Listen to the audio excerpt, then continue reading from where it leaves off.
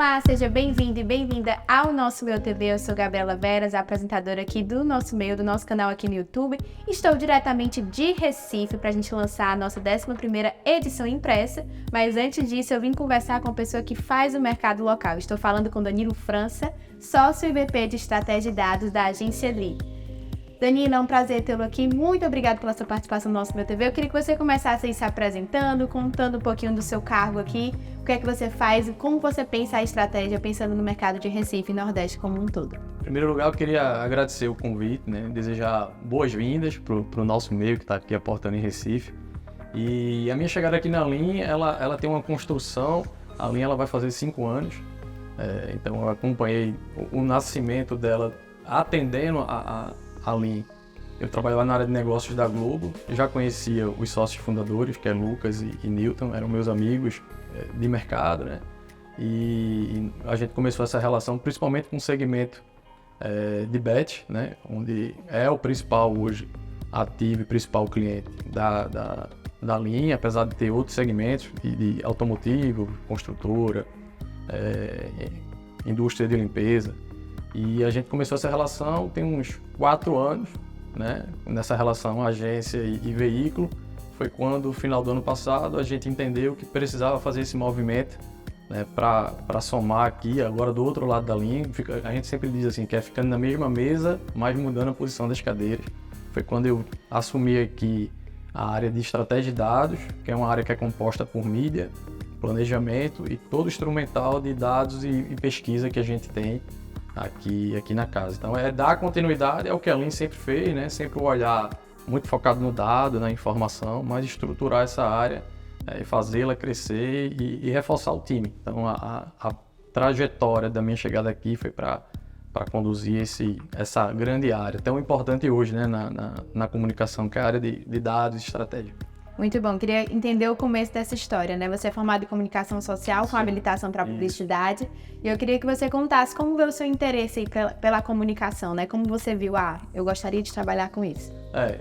O interesse por comunicação começa muito jovem, quando a gente se pergunta o que é que eu vou fazer, Qual é a profissão que a gente escolhe, e é uma responsabilidade muito grande, porque a gente começa a pensar nisso com 15, 16, 17 anos, E naquele tempo, a escola que eu estudava, ela trazia muitos profissionais de várias áreas do mercado, para falar da profissão. Porque assim, a gente tem um entendimento, enquanto garoto, o que é uma medicina, o que é uma engenharia, mas a área de comunicação é difícil você compreender o que é que faz, E aí, nesse aspecto, veio um profissional que trabalhava numa agência de publicidade e eu entendi, achei muito diferente, do que a gente conhecia de profissões e aí fiz um teste vocacional e bateu. E aí foi por isso que eu optei por publicidade. Sempre foi a primeira e única escolha de carreira. Legal, muito bom. Você estava até contando, que você pôde ir para outras cadeiras dentro da mesma posição. Você tem um olhar de agência, já teve um olhar de veículo. Eu queria que você contasse o que é que você conseguiu aprender nessa sua trajetória profissional, Que eu acho que existem coisas que vão para além da posição que você está atuando. São coisas que você tem que incorporar dentro da sua ética profissional, Claro. Que você vai conseguir aplicar em qualquer tipo de posição. Eu queria que você contasse um pouco disso, como essas experiências te moldaram. A gente tem toda a trajetória de conhecimento que vem da academia, mas a gente tem toda uma trajetória da experiência, E eu sempre digo assim que a gente nunca faz nada só. Isso foi um dos principais aprendizados que eu tive nas empresas que eu passei.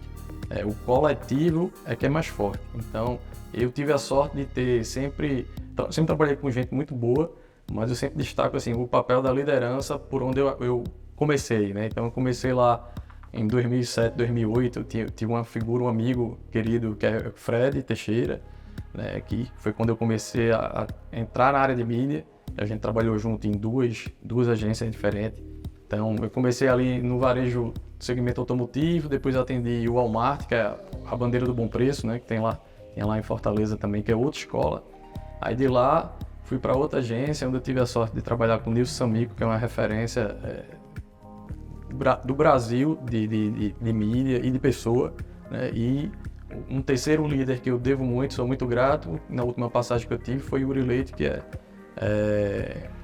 o diretor comercial aqui na Globo de Recife. Então, quando você passa e se dedica, assim, tem muito foco e entende, cada empresa ela traz uma gestão, uma cultura, então acho que essa essa coisa polivalente de culturas distintas, de empresas distintas, vão somando ali e você vai se moldando e vai entendendo o que é de melhor em cada um para construir todo um repertório também. E sempre entendendo qual era o objetivo de cada empresa ali. Então eu acho que quando a gente faz um movimento dentro da empresa ascendente, significa que a gente está entregando um bom trabalho e está entendendo qual é o objetivo macro ali da empresa, né? Que todo mundo está em busca disso. Então eu acho que esse repertório de também querer sempre estar aprendendo, né? Porque eu acho que a gente nunca... É muita informação, a gente tem que ter a humildade de saber que a gente nunca sabe de tudo. E eu acho que é aí que é o ponto de virada. Porque quando a gente se coloca numa zona de conforto, pronto, aqui eu já entendo de tudo, aí a gente vai um caminho não muito satisfatório. Quando a gente entende que a gente tem que aprender com pessoas, né, com dia a dia, estudar sempre, eu acho que aí a trajetória cresce e é bom para todo mundo. Acho legal você citar líderes que passaram pela sua carreira, né? Além de empresas que claro. As marcas nos ensinam muito, né? A cultura da marca nos ensina muito, mas grandes líderes, assim, são escolas, né, pra gente, é o que a gente leva de fato. E falando em liderança, falando em trabalho com propósito, estamos aqui com a nossa 11ª edição impressa, a Era do Relacionamento com Conteúdo. A gente tem aqui João Branco, vários outros influenciadores e profissionais que podem, de fato, dizer que produzem conteúdo e relacionamento. E relacionamento e conteúdo são um dos pilares do nosso meio, tá dentro da nossa missão. Eu queria que você contasse um pouco como a agência ali consegue entender essa nova geração, né? Que é uma geração que está produzindo conteúdo, está consumindo, é uma geração que não está só assistindo o mercado acontecer, está fazendo parte de fato. Eu queria que você contasse um pouco disso, como foi ver essa transformação ao longo do tempo da comunicação brasileira.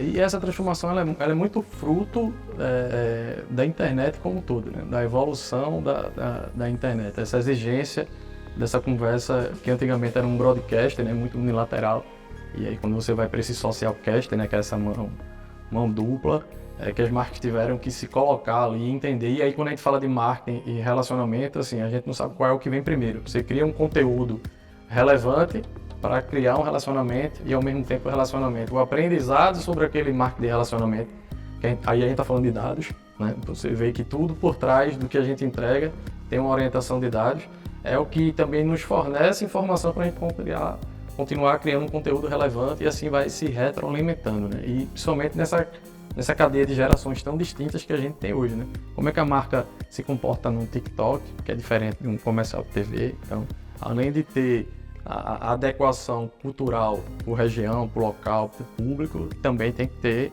a adequação por canal, né? Então, o marketing de relacionamento e conteúdo, eles são interligados, né? Não tem como separar um ou outro, eles se retroalimentam.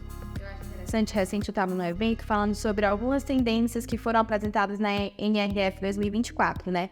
E eles falaram de um negócio muito legal, é que a nova geração, acho que as agências, o mercado como um todo, às vezes não tem controle total da repercussão de uma campanha de comunicação. Por exemplo, a gente vê coisas fazendo muito sucesso que nem era estrategicamente pensado para aquilo, ou vê campanhas que foram idealizadas com muito carinho, não tendo a repercussão que era esperada. Eu queria saber como é que a agência lida com isso e entende o time também da internet. A gente vê o TikTok, por exemplo, um exemplo que a gente pode dar é o Carmed, da Alcimed. Tem inclusive uma entrevista com a Carla aqui no nosso canal e ela falou sobre isso, que foi uma repercussão que nem logisticamente eles estavam preparados. Então eles tiveram que, eu tenho que surfar na onda, para aproveitar, então vamos ver com o que a gente pode, mas como estar atento para esse time, para não perder o time. Eu acho que você tem que estar ali, tem todo um instrumental de ferramentas que monitoram tendências e os trends, né? Então você tem que estar sempre ativo e ali tem uma equipe muito estruturada de digital, muito diversa. Então a gente tem uma área de conteúdo só para digital, a gente tem um departamento só de influência, tem um departamento que cuida só do monitoramento, justamente para ficar atento de como é que a marca pode surfar positivamente num trend ou numa tendência ou algo que acontece do dia por dia. Então isso pode ser uma oportunidade para a marca e essas coisas são muito, do mesmo jeito que chega, ela vai embora muito rápido. Então é um trabalho, a gente não desliga nunca, né? Tem que ser 24 horas ali ativo, mas para isso a gente precisa ter gente e equipe criteriosa e criativa para poder atrelar as duas coisas e fazer uma boa entrega aí para a marca, né? Você fala inteligente, né? Eu vi, inclusive, estava stalkeando o Instagram de vocês, tem algumas coisas legais. Eu vi que vocês tiveram um boom de crescimento de 2023 para 2024. O setor de criação foi para 150 pessoas. Não, hoje a agência ela tem em torno de 110, 120 e o departamento de criação é responsável por 50, 60 pessoas. E aí eu queria entender, a gente vê agências lá em Fortaleza, a gente vê agências com essa proporção, né, grandes, e eu acho que é difícil manter o teu criativo elevado com esse tanto de gente, né? Porque a gente tem que misturar a gestão, tem que ter uma boa liderança, né, de fato continuar tirando o melhor dos colaboradores, tendo uma troca mais positiva possível. Eu queria saber como é que a agência ali se prepara para cuidar dessas pessoas e para continuar com o criativo como o grande atrativo da agência. E a criatividade, a gente fala muito sobre criatividade dentro da agência, mas não depositada na área de criação. Criatividade cabe para todos os departamentos, né? Mas falando especialmente da área de criação, eu acho que o trabalho da liderança e da gestão como um todo tá de deixar claro para toda a equipe quais são os valores, os propósitos da agência, né? O que é que a gente pensa criativamente falando, e não por linha criativa, mas assim, do ponto de vista da cultura e os valores, né? Dos propósitos, né? Do que a gente quer. Então, a partir do momento que você explica isso individualmente, você faz um coletivo muito forte, porque você trabalhar com 50, 60 pessoas, que é o meu sócio, o Nilo, que é o líder, né, do departamento de criação, onde ele tem ali gerações diferentes, que é muito importante, porque a gente traz referência. A área de publicidade eu sempre digo que é tudo muito de referência. Isso para todas as áreas, referência na mídia, referência na criação, no atendimento, planejamento. E na criação isso é essencial, né, para a criatividade de fato, né, relacionada à criação.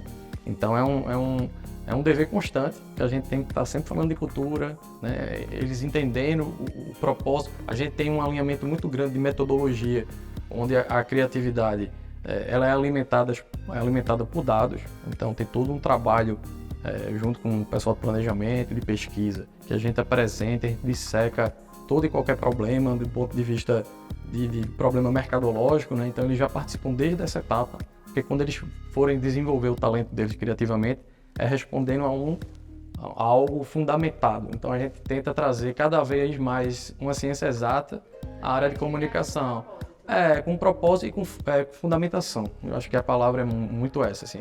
A nossa ciência sempre vai ser criatividade, sempre vai ser a ciência humana, mas ela tem que ter uma base muito forte e orientada por um dado para não ser feeling, e sim uma criatividade aplicada a resolver um problema baseado em uma estrutura de informação. Por mais que você tenha essa formação aí em humanas, você tem esse olhar muito estratégico para os dados, para os números, né? Acho que você sempre esteve ocupando essa cadeira de estratégia. Eu queria que você contasse um pouco disso. A que você deve esse seu talento de ter esse olhar estratégico, de estar amarrado a dados, e estar sempre ocupando essas cadeiras dentro das empresas, né? Você passou da Globo, você atuava. A gente, digamos que na Globo a gente é da área de negócio, mas a gente tem que ter uma estratégia. Estratégia também cabe em tudo, assim como criatividade, uma estratégia comercial. Então, assim, faz muito tempo que não se vende por vender, né? Você tem que vender uma solução. Eu digo que quando a gente compra mídia, a gente está comprando um KPI, né? Você não tem um meio melhor do que o outro. O digital não é melhor do que o off, nem o off é melhor do que o digital. O composto, cada um vai me entregar uma característica, um KPI, e o conjunto desses KPIs é que vão resolver meu problema, né? Vai atingir meu objetivo. Então, já puxando um pouco mais sobre o porquê que eu gosto tanto dessa área, porque quando eu entendi que publicidade era entender de gente, né? E entender de gente é uma coisa muito complexa. E como é que você entende de gente? Se relacionando e trazendo informações. É pesquisa, são dados, são informações. Então, desde aí, independente se você é mídia, criação, eu sempre digo que o publicitário precisa entender de gente. E para entender de gente, a gente tem que construir o relacionamento, o conteúdo, o dado. Então, eu sempre gostei, foi muito nativo de mim isso. Então, por isso que eu acho que eu desenvolvi esse papel mais analítico, que hoje ainda digamos assim, já melhorou muito, mas ainda é muito carente do ponto de vista do mercado como um todo, né? Então, ser analítico, principalmente hoje com o boom de informações que a gente tem, né? Eu sempre brinco que a gente tem um bando de dados, e o poder analítico é que transforma em banco de dados, que parece ser a mesma coisa, mas não é. Não adianta você ter uma série de ferramentas se você não tem uma equipe criteriosa, analítica, para gerar ali, dar aquela informação, gerar um insight e um direcionamento. Então, acho que o caminho é esse, e serve para todo mundo, para todo profissional de comunicação. Bom, a gente está falando de gente, né? E quando a gente fala de gente, quando a gente fala de Brasil, o Brasil tem dimensões continentais, né? É um continente. tantas pessoas, tantas culturas diferentes. A gente fala de Nordeste, mas o Nordeste é muito plural. A gente não consegue, enfim, se comunicar com todo mundo. Eu queria saber como é que a Dice ali consegue, de fato, mostrar isso para as marcas. Que é necessário ter esse olhar por cada município, por cada cidade, porque são movimentos diferentes, né? E só conseguir construir uma comunicação estratégica para todos esses lugares. É um desafio constante, né? Quando a gente fala de Nordeste, e vocês que são de Fortaleza vão entender a analogia que eu estou falando. Quando a gente fala de Recife é uma coisa, Caruaru, que está aqui a 120 km, já é outro. Assim como Fortaleza e Juazeiro do Norte, são comportamentos completamente diferentes. Então, quando a gente fala de Nordeste e Brasil, mais ainda. São vários países dentro do mesmo país. E aí não tem uma receita de bolo pronto, a não ser mergulhar nas especificidades de cada lugar, né? E aí você precisa viver o lugar, ter parceiros estratégicos no Brasil todo que entendam, que vivam, porque a gente fala muito da importância dos dados e das pesquisas, mas elas não podem ser um fim, né? É uma verdade absoluta ali. Ali é um repositório de dados que você tem acesso, mas você tem que ter vários baldes de informações e dados. Então a gente tem um trabalho muito legal que a gente faz, inclusive para a Bet Nacional, que a gente entende tanto a esfera nacional, quando a gente patrocina um futebol na Globo, assim como a gente conhece o posto de gasolina onde a torcida do Palmeiras passa e fica antes dos jogos. É um trabalho que a gente tem junto com a Formiga, que é uma empresa parceira nossa, que ela monitora todo esse trajeto dos torcedores até o estádio, para que a gente possa fazer ativações. Então, assim, é o olhar muito cirúrgico, é o olhar amplo e o olhar cirúrgico. Então, acho que isso como exemplo já mostra a necessidade que a marca tem de conhecer no detalhe o consumidor no Brasil, que é gigante, tão multicultural, né? Tão diverso. Então eu acho que o caminho é ser muito específico mesmo na busca da informação. Como o nosso meio quer conversar cada vez mais com o Nordeste, entender cada vez mais, por isso que a gente faz questão de parar para conversar, se a gente de fato está atuando no mercado de comunicação local. Eu queria que você contasse um pouco das, acho que 3 características que podem aí conseguir explicar o mercado de comunicação, de marketing, o mercado como um todo de Recife, para quem não conhece, para quem quer entender um pouquinho. Queria que você contasse 3 características para a gente conseguir pelo menos sentir como é. Eu acho que o Recife como um todo, Pernambuco como um todo, eu acho que ele bebe muito no aspecto cultural, né? A gente tem uma cultura muito própria, seja de gastronomia, seja turística. A gente tem um polo de tecnologia, que é o Porto Digital, que exporta uma sabedoria aí para o Brasil todo. Então, o mercado de Recife, assim, ele tem muito profissional e muita agência bem estruturada, estabelecida. É um polo de criatividade para o Brasil todo, né? Então, eu acho que esse aspecto cultural, esse conhecimento muito técnico e diverso das agências são muito maduras aqui no ponto de vista. A gente tem marcas locais em Recife que disputam com as grandes indústrias nacionais. Então, a gente já atende marcas nacionais que queriam ter uma atuação aqui no Nordeste. Então, a gente tem indústrias locais que têm o mesmo share da marca nacional, que tem outra estrutura financeira. Então, é muito característico. E aí vem a criatividade do mercado publicitário para isso, né? Como é que a gente insere uma marca local, regional, que tem um poder financeiro, investimento em marketing bem menor do que uma nacional, né? E isso é entender de gente, né? O recifense por si só, acho que o nordestino de forma geral, mas o recifense ele é muito bairrista também, né? Ele tem particularidades que quem consegue se comunicar e fazer, mais uma vez, um relacionamento, ação de conteúdo, né? Conhecer de fato o consumidor, sai na frente aí com a criatividade. Então, acho que o mercado de Recife ele é muito maduro nesse aspecto, sabe? E o mercado de agência como todo, a gente tem um Sinapro muito atuante, a gente tem um grupo de mídia atuante. Então, acho que essa maturidade do mercado de Recife é que faz ele ser um dos pioneiros aqui, não só do Nordeste, mas no Brasil como um todo, né?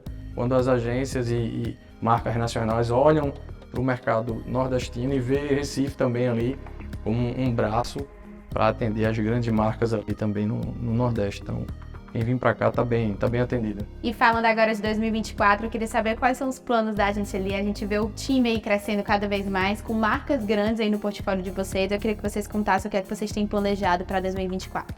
2024, do que eu posso falar das novidades, né? A gente tem algumas coisas saindo do forno aí com uma atuação muito forte aí no no digital, então em breve vai chegar as notícias, mas a gente quer atuar, né, expandir cada vez mais o nosso negócio. A tendência é que a gente abra um escritório em São Paulo, então tem que estar lá, né, onde as coisas de fato acontecem com uma velocidade muito maior. Então o principal plano de 2024 passa por isso, por Rio de Janeiro também, que é uma praça muito importante para a gente, né, expandir com novos clientes que estão aí também em processo de negociação, digamos assim. Então o plano de 2024 é expansão, seja de estrutura, seja de atuação e seja de outras empresas dentro do ecossistema da linha. É o spoiler que eu posso falar agora de 2024. Muito bom, muito obrigada, Danilo, pela conversa. Sucesso, que isso aconteça de fato, né? Você levando o Nordeste para o Brasil como um todo, a gente fica muito feliz. Espero que você dê essas notícias quentinhas para o nosso Primeira meio. mão. Primeira mão. E foi um prazer enorme conversar com você. Muito obrigada por ter contado um pouco sobre o mercado, ter contado um pouco da sua trajetória. Eu aprendi demais, acredito que quem está assistindo a gente também aprendeu. Você quer continuar por dentro das novidades do mercado? Você já sabe, né? Continue aqui no nosso meio. Até o próximo vídeo. Tchau, tchau!